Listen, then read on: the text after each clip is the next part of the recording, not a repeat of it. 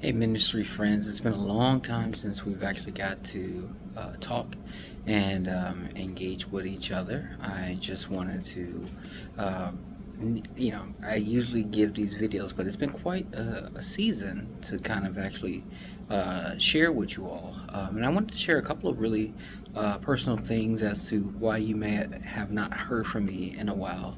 Um, Back in August, I had a pretty big of last year, August of last year. I had a pretty big health scare where I was on a bike ride and uh, I basically, as medically said, I was a step or two from a heart attack, and my body I couldn't see, and things were just collapsing, caving in for me. Luckily, it wasn't a heart attack, and but it put me into a pretty big season of focusing on my health, and I needed to take a significant leave of absence in order to kind of get my health into a healthier space, which I have. Praise the Lord, I've been able to do that. It's taken a long time, and it took a lot of discernment for me of whether or not I should stay in the same ministry circumstance, if I should. Uh, I considered just everything that would be possible in terms of finding the right scenario and circumstance where I can be as healthy as I can be. Well, as I think some of the significant changes that you'll see in this letter that I'll share more about is one, needing to be in a place where I can physically breathe better. The last couple of years here in Orlando, I've really struggled with my ability to take deep breaths, and it's kind of the probably lots of oak and some of the pollen that comes from the different trees and flowers in this atmosphere, along with a lot of the mode. Everything grows here all the time. And so, what I didn't know is how allergic I would be to this environment. And so, the last 2 years, I've really struggled physically with just breathing. You can only imagine all of the other symptomatic things that would occur without being able to kind of really breathe. So I'm doing my best even right now to not start a coughing fit. But that's led to our family needing to move back and reset back at Iowa, at a place where we know I can breathe. And probably like climate wise, I mean, I've lived in the Midwest my whole life, so it makes a lot of sense.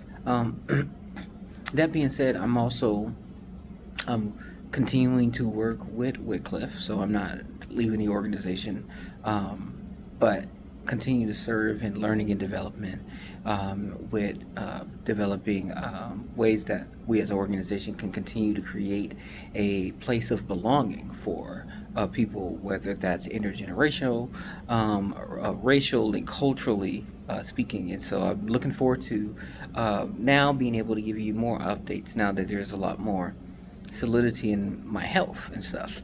Other than that, there's some couple of side notes that I want to tell you. Julia, my daughter, right, when she goes by JJ, um, it has grown tall. She is tall as her mother, Rachel, who is 5'8", and she just turned 12. So that's just crazy. We're trying to deal with seeing a live adult-sized person in our home, other than myself and my wife. So we're adjusting to that, and my son has soccer fever. Just he's like, who's the best dad? Is it Messi or Ronaldo? And how he's watching how I answer that question.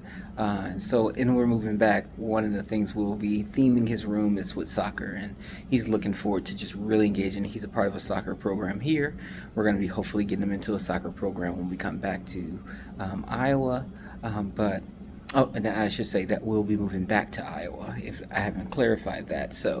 Um, so there's a lot of different things, but you could be really just praying for, like, we feel at peace with the decision to move back, and feel at peace with trusting that God had us on this journey, and we're coming back and we're taking back a lot of the things that he's equipped us with.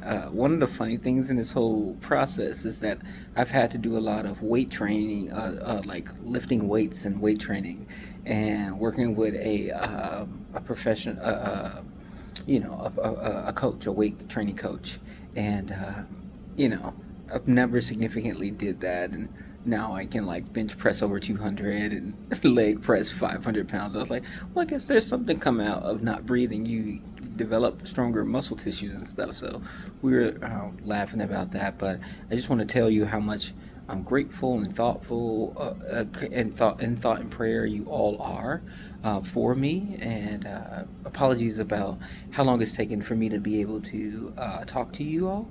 But I'm looking forward to this summer communicating you all. So I hope you read the whole of the email. There's things about funding and just about our family, and looking forward to building our connection strong again now that God has strengthened my body. And so yeah, looking forward to it. Great talking to you all. Please feel free to reply back, email back. I can give you plenty more details. Nothing, I'm holding nothing away for that. So until then, you take care, and I'll look forward to talking to you soon.